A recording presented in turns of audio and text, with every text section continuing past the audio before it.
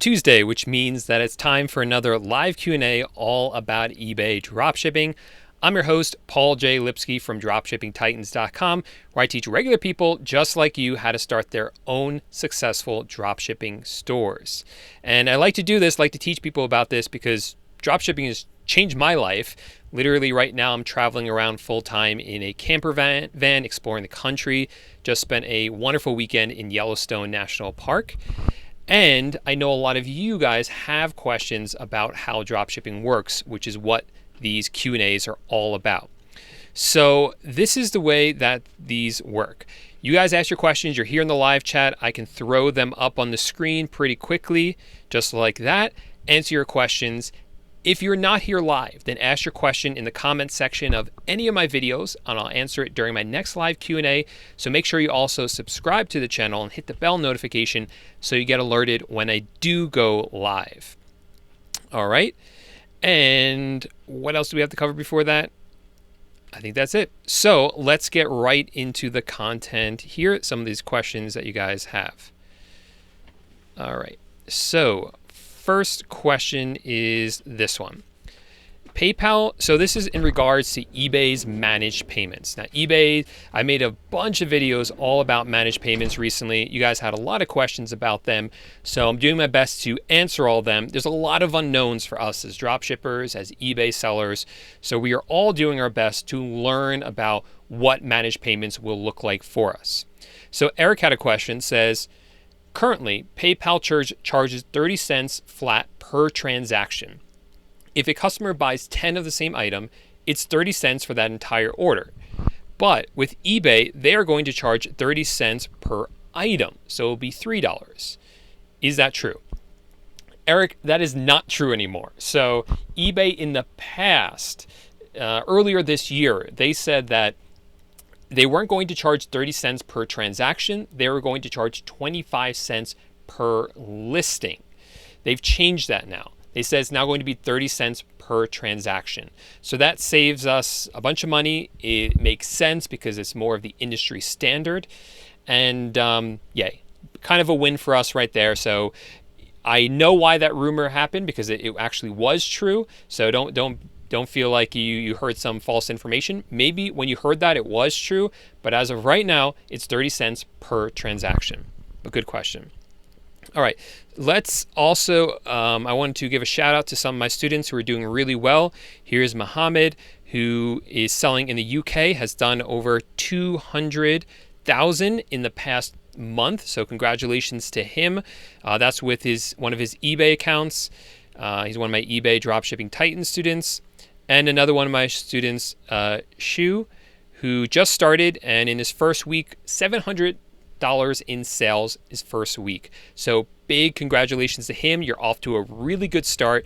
We got to celebrate every step of the way, and you should be really proud of the work that you're doing so far.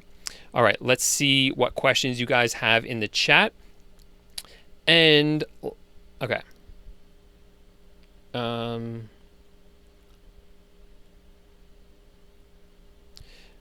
Okay. Omar says, my eBay account got suspended right after I created it. What's going on?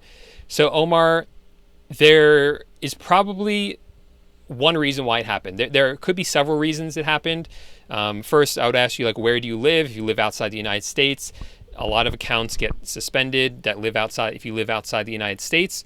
But assuming you live here in the United States, then what might have happened is it's called a first suspension. Doesn't happen to everyone, but it's not uncommon for it to happen. So what happens is eBay just quickly suspends your account. They want you to call in, verify who you are. They want to verify that you are who you say you are, and then they lift that suspension. So I've seen it happen to many people, and everyone who's gone through the process of calling in has been able to get their account unsuspended. It's just like an additional security check for them. Let's see who's here. We have Johnny here saying, I'm glad you are in Florida, almost 100 degrees the last few days. Yeah, it's pretty hot where I am in South Dakota right now. It's been hot in Montana as well, but not quite that hot. And I think we should also do a little bit of a, I don't even know what to call these, but a little bit of incentive for you guys to hit that like button down below. If this video gets to 50 likes during the live, I will put up on the screen a video I took in Yellowstone National Park that's pretty crazy. You guys got to check it out. It's pretty amazing, the video. So make sure to give the video 50 likes. You'll see that awesome video. So give this video 50 likes, and I'll put up on the screen at the end of the live stream what I saw in Yellowstone. It's pretty cool. Jason says, when you drop ship from Home Depot in your eBay listing, do you list where the item is coming from based on the store location? No, because you don't know, Jason. So we always put multiple locations for our items. When you drop ship from Home Depot, they have multiple warehouses throughout the United States. So even though on the top of the website you can select a store, you can say, oh, 32 likes already. I think I shot too low. Maybe we should have asked for 75 likes. You guys are doing good. Okay. Even though, what was I going to say? Even though you can choose what store you're shopping in, that's not actually where the item is shipping out of. Okay. It actually ships out from one of their warehouses. And the warehouse it ships out from is the warehouse that either has the item or is closest to the customer. You know, they have their own logistics department, Home Depot. They have this whole system that determines where the item ships out of. So no, it doesn't matter what the store is, because that's not where the item is going to ship out of. All right, got to scroll up to the top because I missed a bunch of these messages. Husam says, can I be suspended for not uploading tracking numbers on time? Yeah, that is potentially one reason. So there are many reasons your account could get suspended, but that is one of the things that they look at. They want to make sure you actually upload tracking numbers, that they're uploaded on time, that your items ship out on time. They want to make sure you don't get too many item not received cases. All these things that affect your metrics could result in you getting an account suspension. Okay, so usually one of them alone won't be the issue. It's usually a combination of them, unless it's a big problem, unless you're not uploading any of your tracking numbers, for instance. That's something that can trigger an MC011. So you do want to upload tracking numbers and make sure you do them on time. It's just one less thing that they could use against you.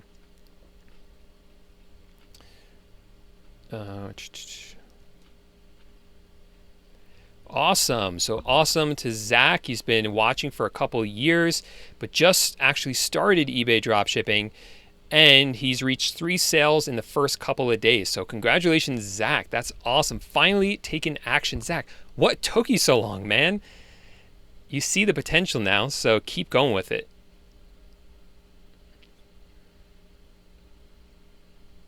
Oh, awesome. Country Wolf says, hey, Paul from Kentucky, currently in Indiana, Ohio, Missouri, Illinois. Sales are up since your last tips. Keep the info coming, man. Awesome. Yeah, thanks for telling me. Thanks for the encouragement to keep making the videos. I appreciate that, man.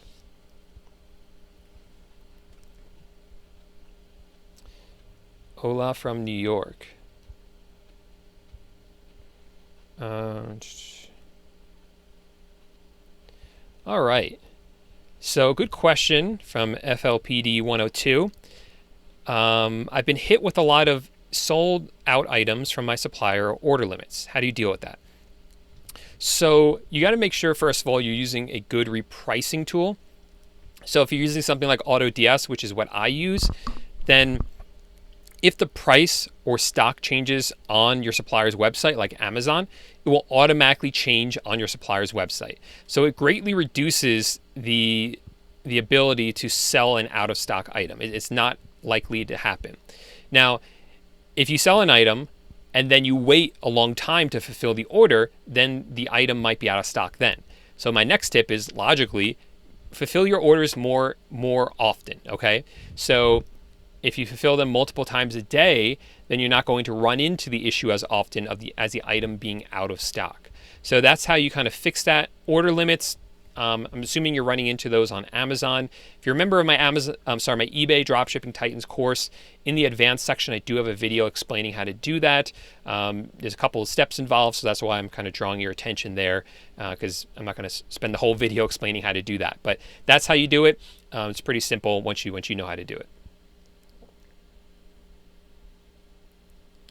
All right, Casual, congrats on your progress at $9,000, almost $10,000 in sales in the first month. Should I slow down? My account is over 10 years old. So my general advice for most new sellers is not to scale up too quickly. Now, for most new sellers, that's not an issue, because if they are new sellers, they have lower limits. And with lower limits, they're not able to sell as much. So they're not even able to scale up as quickly. Now, if you have an older account, then you're not going to run into that limit issue. You could list a lot more, you could sell a lot more, and you could run into an issue where you scale up too quickly. Now, on the other hand, we do find that older accounts have less of a problem. And by problem, I just mean that eBay kind of gets a little bit nervous when they see new accounts suddenly coming out of the gate making a lot of sales, which is why I advise you not to scale up too quickly. With older accounts, that's less of a problem, like I said. But still, I would advise your first month, I wouldn't sell more than 10,000. I would kind of slow that down a little bit, and you can always, sell more next month and, scale up from there. Okay. The van is back, says Dan. Yeah, we are back in the van. All right, guys, so we hit 51 likes, so thank you for that. Like I said, at the end of the video, at the end of this live stream, I'll play that video. But if this video gets to 75 likes, then I will play the video right away so you guys don't have to wait until the end. How's that sound? Okay. What is up, Bobby? Thanks for being here. So just to be clear, I will play the video no matter what now, because we got 50 likes, but 75 likes and we will play it right away so you guys don't have to wait. Okay, Jeremy says, have you tried to set up managed payments with any stealth accounts? I have not, Jeremy. So that's something that is on my list of things to try. I'm not able to sign up for any managed payments accounts yet. So what I mean by that is, maybe I understand what you mean. So on my eBay accounts, I've received emails from eBay telling me I have to opt in to manage payments. So on all my accounts, I've done that. I've gone through the process of signing up for it, registering or applying for it. They ask for all this information from you, but they're not going to actually let me use managed payments or make me use managed payments until the middle end of July. So we have to wait until then. Now, with managed payments, a lot of people are fearing that stealth accounts won't work any longer. And it really depends on the way that you use stealth accounts. So stealth accounts, for me, the way I've done them is I have them all in family members' names. So I can still use them because I can still use it in their names. Anytime you're helping someone else run their account or running their account for them, you have to treat it as a stealth account. So obviously I could still run those accounts because those are real people. It's actually in those people's names that I'm helping them with their accounts. So the way I do it, it will still work. Now, if you're doing managed payments the more sketchy way, which is where you have like a fake name and a fake address and all fake information, then I don't know how managed payments will work because they do ask for things like a social security number to verify that you are who you say you are. And obviously, if you have fake information, that's going to be much harder to do. So that's something we're going to have to wait and see kind of how it works out. The people that do it the more sketchy way, I'm using that in quotes because I don't know if you consider it sketchy. I consider it to be a little sketchy.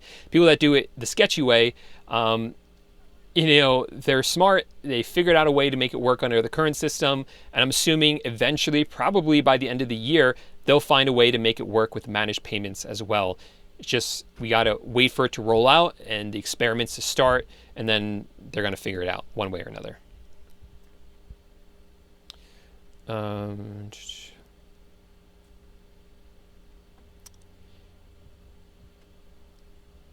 What's up, Squiggle? Thanks for being here. Have I considered doing wholesale drop shipping, says Abraham. Yes, I have. And I've looked into it and I've tried it a little bit and I've made some progress with it. But what I found is that, first of all, I'm very good at the retail drop shipping, what I'm currently doing. And what I found was that the wholesale was it was taking so much time, it was distracting me from what I'm already doing that's working so well. The other thing is that I just felt that it wasn't as scalable as what I'm doing now. I think it definitely works. I have friends that are doing it really well. But in terms of the automation and the scaling of it, I just found that the retail dropshipping, which is what I teach on this YouTube channel, teach in my courses, teach in my coaching clients, that I found is so much easier or simpler to start and to scale as well. Where with wholesale, it was a lot more difficult to do that. You can definitely do it. I know people were successful with it, but for myself, for the simplicity of it, I really like the methods that I use currently, which is retail dropshipping. Okay. What's up, man? How you doing? We share the same birthday.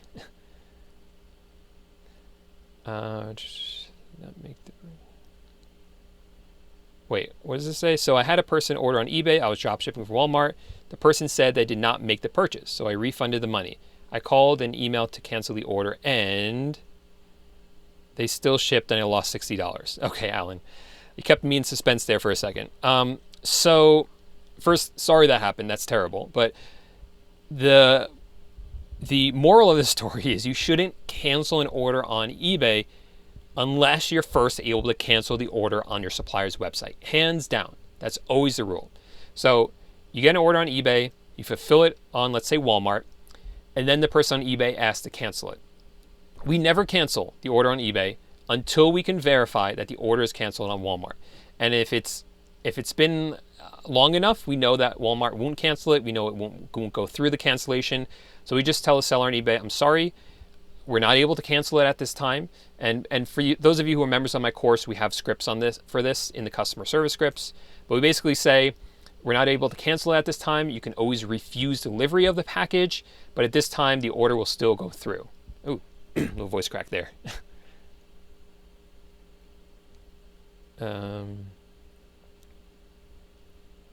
Okay.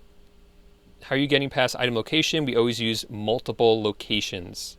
That's what we state as the item location.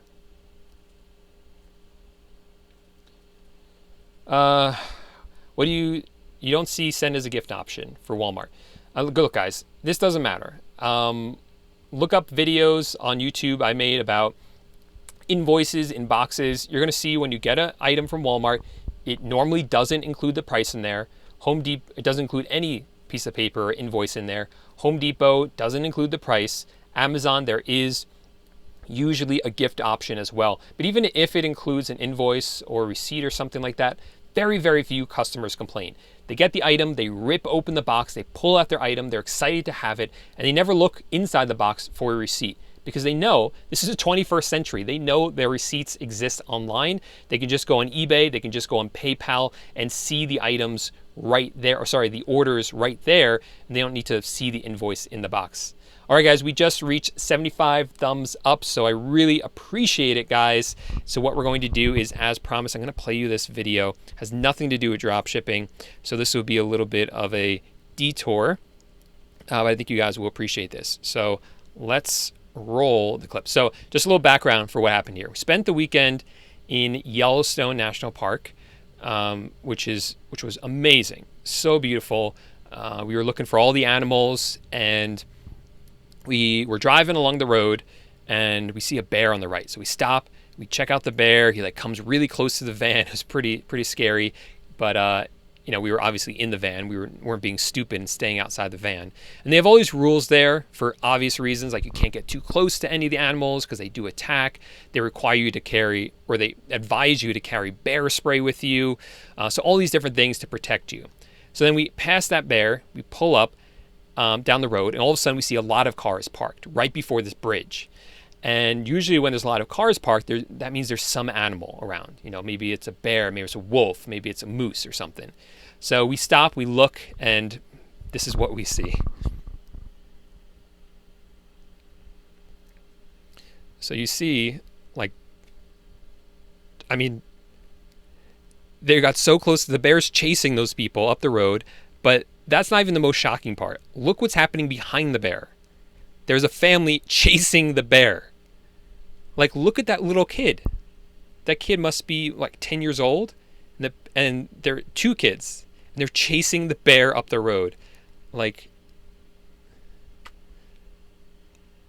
It's so stupid. Now watch the guy next to the RV up there. Watch what he is. It's whoa, he tries to take a picture. And then she's just waving at it like he's trying to get it to come back to take a picture. These are, not the smartest thing in the world. You should not, for those of you who don't know, if you see a bear, do not chase the bear. But that was, still pretty cool to see it running down the road, chasing those people. All right, let's get back to eBay.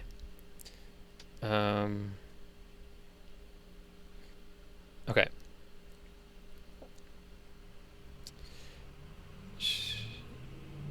Do you place different profit margins for different items, and how do you know when to use a different margin?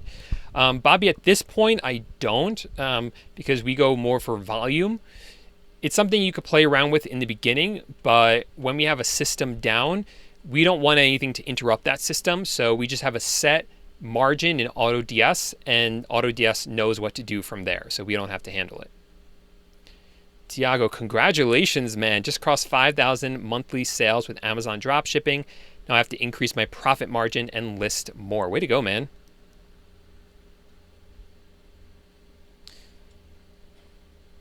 Okay.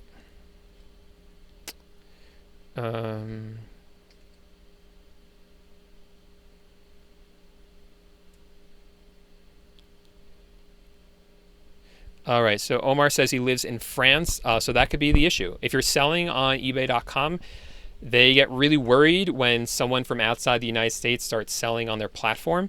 Obviously, a lot of people do it, and they do it really well, but it's just another hurdle for you to have to get through.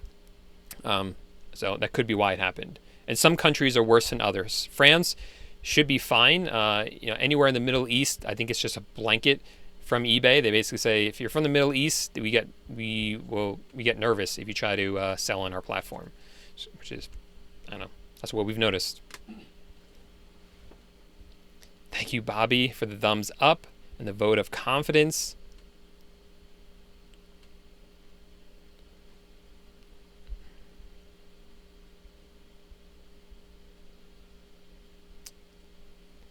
I'm not sure what that means. Yeah, so if you're dropshipping from Aliexpress, I would put in the description, it's not a bad idea to put in the description that it comes from China, so that the customer has the right expectation and doesn't kind of think it's going to come from the United States. They should know that already because it's in your business policies, but people don't read those things sometimes.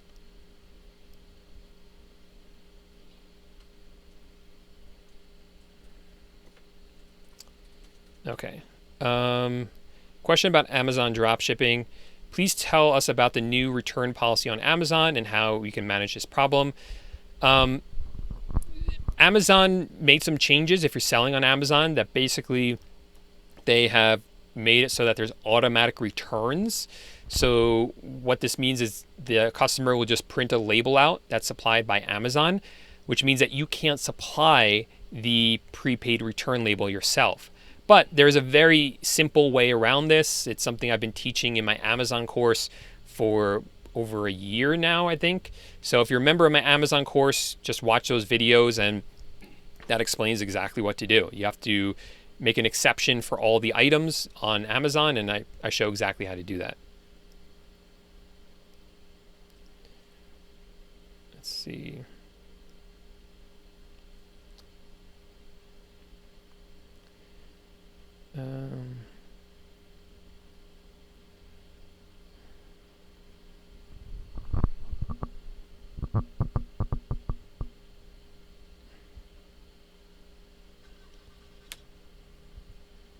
Let's go through some more of these questions from the week. I signed up for managed payments last week. Yesterday received an email saying we need help verifying your personal details. Does the address have to be the same as the bank account? Yeah, so if you're uploading documents to eBay to verify yourself for managed payments, then they'll tell you what they need and what needs to match. But for address verification, yeah, you need a document that has your address on it. And that address has to match the address on eBay. So that's what they're looking for. So this could be something like a bank statement. That usually works. As long as it has your business or your name on it and your address on it that matches the one from eBay, then you should be fine.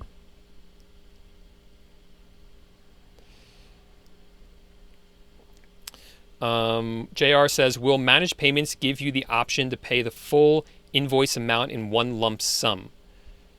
Oh, cool. Thanks, Squiggle. I made an extra $90 to $120 a month using cashback cards to pay these fees. Will managed payments? No, they will not. So with managed payments, they're going to take out the fee before they give you the money.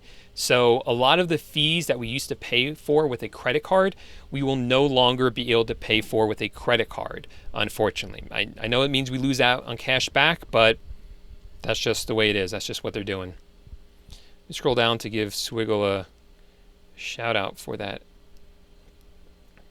Thanks, man, so much. I appreciate it. It says, keep on crushing it, Paul. You've got the best and most authentic advice out there for drop shippers. Thank you, Squiggle. And I'm not saying this just because you gave a super chat, but Squiggle is a great service. You guys should check it out. I don't think I have it linked up below, but you can Google it. It's a really easy way to make extra money with your drop shipping sales, and it's so easy to use. So just check out Squiggle, Google it. It's very easy to use, and I really recommend it. I lost my place in the chat, so I apologize. How do I get more listings as a beginner? Just sell more items, contact eBay, and they'll raise your limits. That's the simplest way to do it.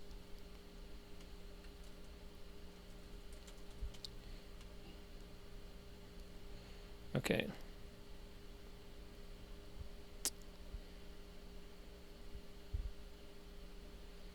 Can you change a name on an eBay account? Yes, you can. Yep.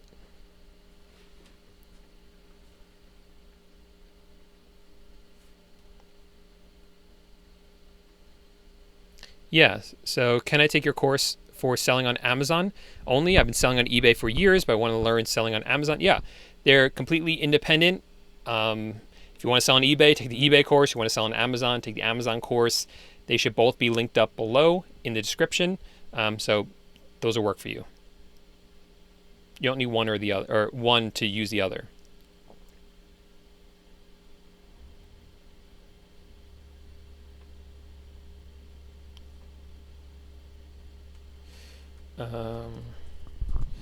Let's see.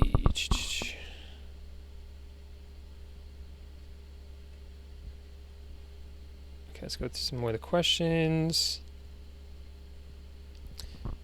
All right. What about when a clown decides to purchase a $500 item and then decides to cancel the transaction? Will the full amount be refunded? With the new managed payments, yes. The only thing that won't be refunded is the 30 cents. So this is a change. PayPal isn't refunding anything right now, but with eBay, they will be refunding the whole amount except for 30 cents under managed payments. So another win for us or sellers on eBay.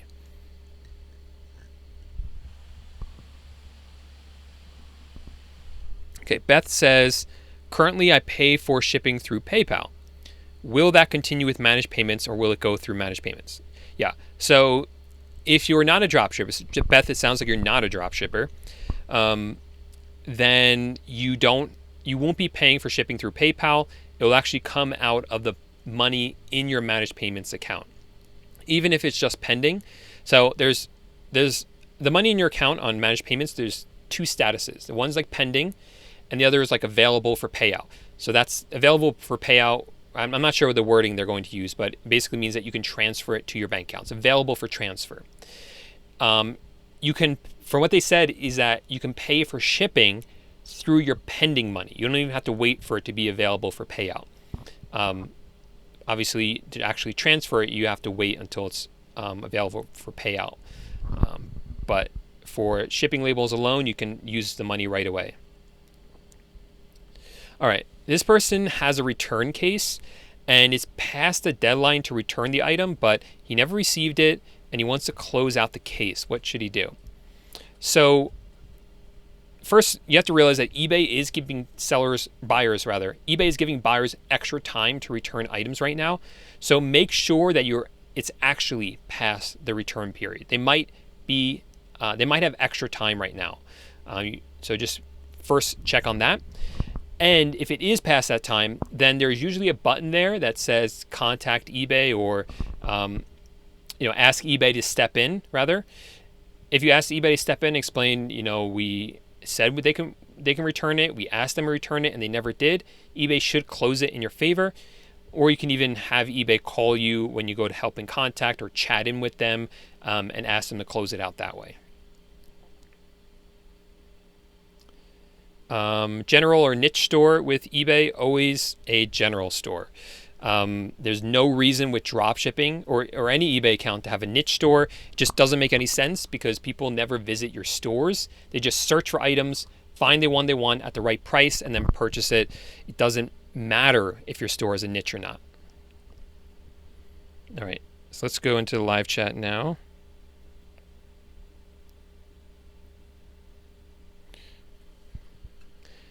Thoughts about bulk listing. I'm not a fan of it. My team lists items one by one. And the reason for that is because we want to make sure every item is fully optimized. Good titles, good picture, good main picture. The description doesn't have anything in there that we don't want. As many item specifics as we can quickly do in a time that makes sense. So all these things are important. You can do that to some degree with bulk listing, but we just find the quality is much better when we do them one by one. I'd rather list up let's say like 5 items in an hour and have like 3 of them do really well than to list up 50 items at once and just only have 3 of them do well when all the other ones aren't doing well and are just wasting space in my store, if that makes sense.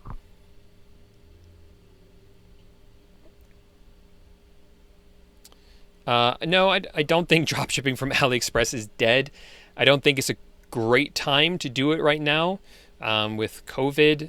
I was doing it right before everything started, right before the Chinese New Year. Then Chinese New Year and COVID, I stopped it because the timing just did not make any sense.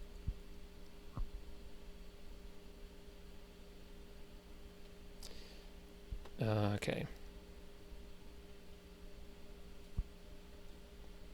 Generally for these websites, yes, Bobby. So Bobby has a question about discounted gift cards. There are a lot of websites that sell discounted gift cards, including Card Cookie.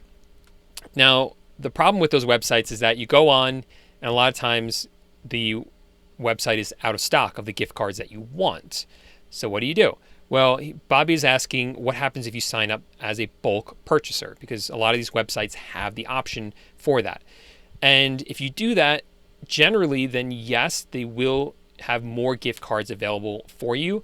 Now you have to contact them to actually see if you qualify for bulk, but if you do, it is a smart idea. I think they give priority to the bulk buyers.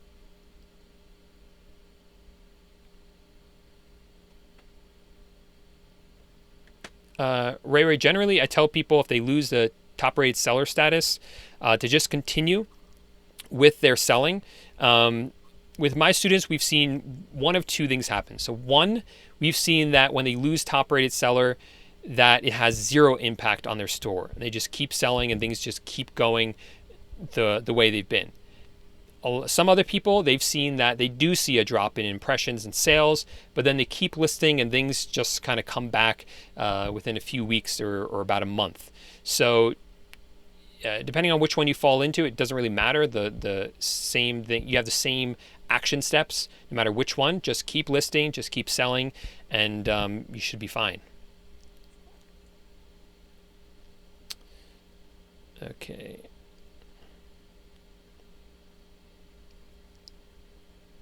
Let's see.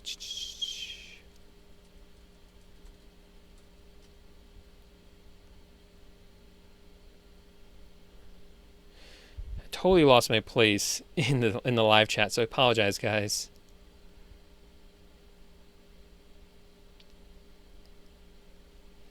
Have I looked into Bank of America 3% cash back?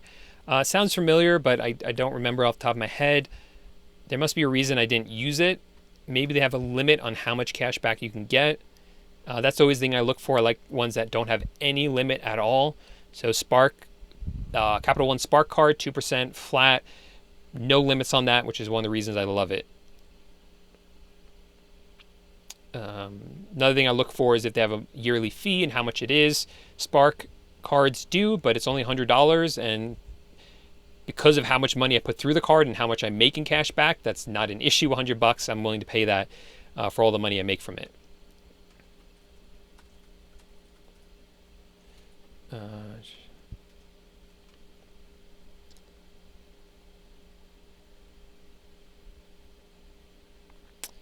Let's see.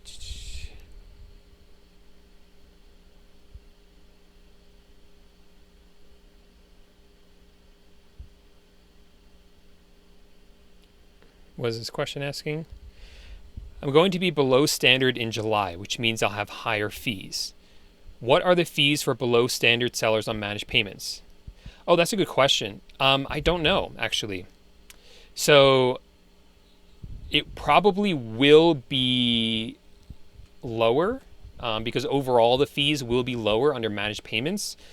And when you go below standard, they don't necessarily raise your fees right away. They usually do. You kind of have to ask them, or they'll email and tell you what the consequences are. A lot of times it depends on the reason you're falling below standard. So I would check on that first. But usually what they do is they tack on an additional fee percentage. So I think that's going to be the same whether you're on managed payments or not on managed payments, that amount that they tack on. If that makes sense.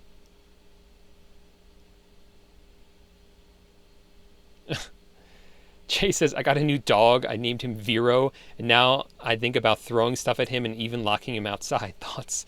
I think you need to rename your dog, Jay.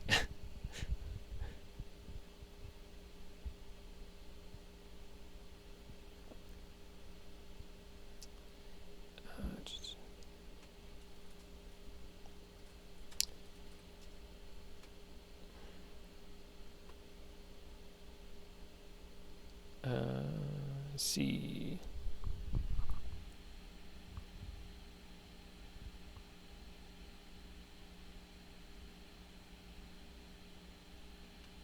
Yeah, so this is, when you buy from Aliexpress, a lot of times it will take a long time for them to ship it out. So this is something you have to look at how long it will take, and you got to make sure your business policies are correct on eBay so that it makes sense.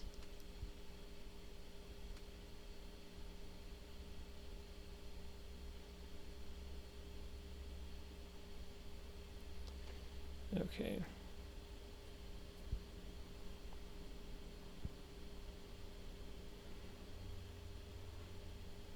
Okay, here we go.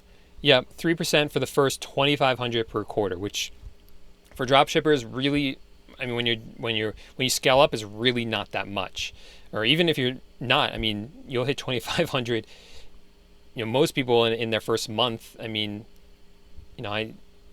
not enough to work with.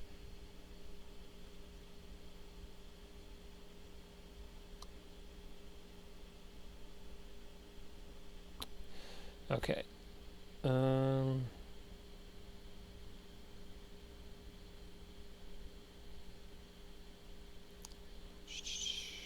to look at some questions I haven't answered here.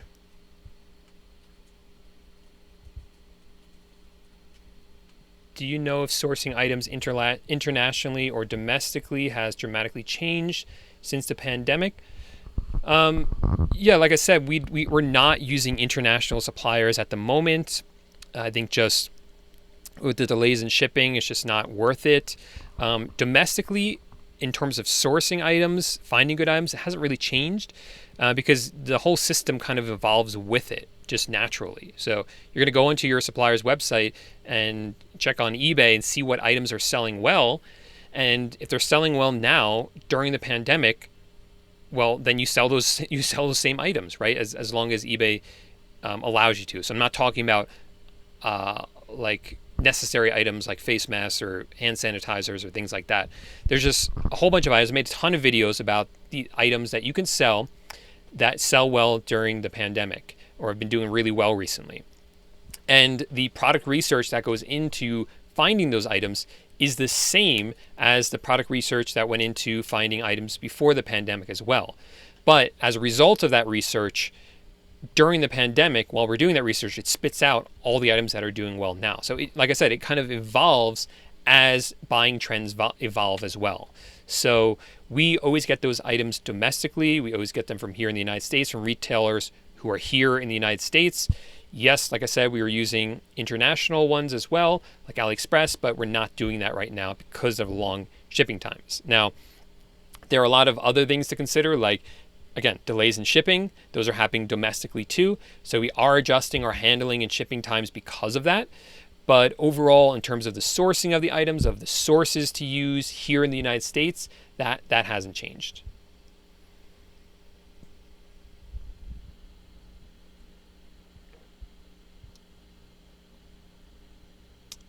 All right. Yeah, so I guess, I don't know if I worded this very well, Tommy, but my question was, and I think this would be accurate, is that when eBay moves from, going from, so right now it's 9.15%, and we get 2.9% from PayPal, and then if you're below standard, they take an additional 5%. So that's all that added up. And under managed payments, we think it's going to be 11.5%, although eBay hasn't quite announced their fees yet, but they've sort of announced it. So we think it is going to be less at 11.5%. I think they're just going to tack on 5%. I don't think that's going to change that part, but we could be wrong. Maybe they will have a different amount that they start doing. We just have a lot of questions about things like that.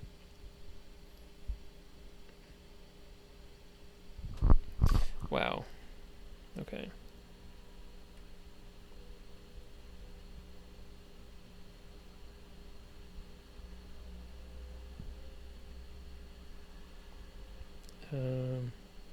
Sorry, I just gotta fix something here. All right, I love Zeek Analytics. I love DSM Tool. I love Web Scraper app and Velo, but wow, Web Scraper app is not for the simple. Yeah, I mean, Web Scraper app is, when you come from something like AutoDS or Zeek Analytics, they're very user-friendly, very easy to use. Web Scraper app, it's a bit more challenging to use, requires a different kind of system because you got to use some files. So that makes it a little bit more complicated, but really once you start using it, it's really not that bad. And Web Scraper app is specifically for dropshipping on Amazon. So eBay sellers, you don't have to worry about it. But if you're selling on Amazon, just keep working on it. Like every new software, there's a learning curve, but once you get over it, it's really not that bad. It's pretty easy to use.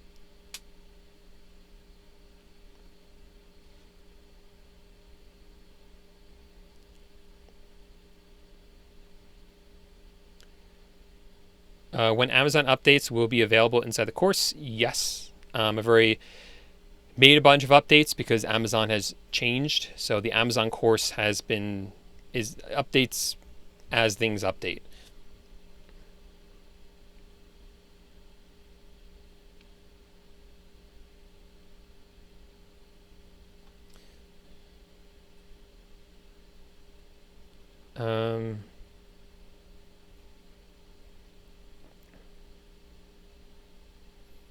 All right, we're reaching the end of our time together here, guys.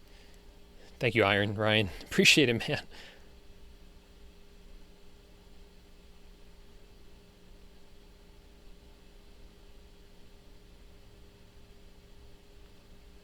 All right, let's see.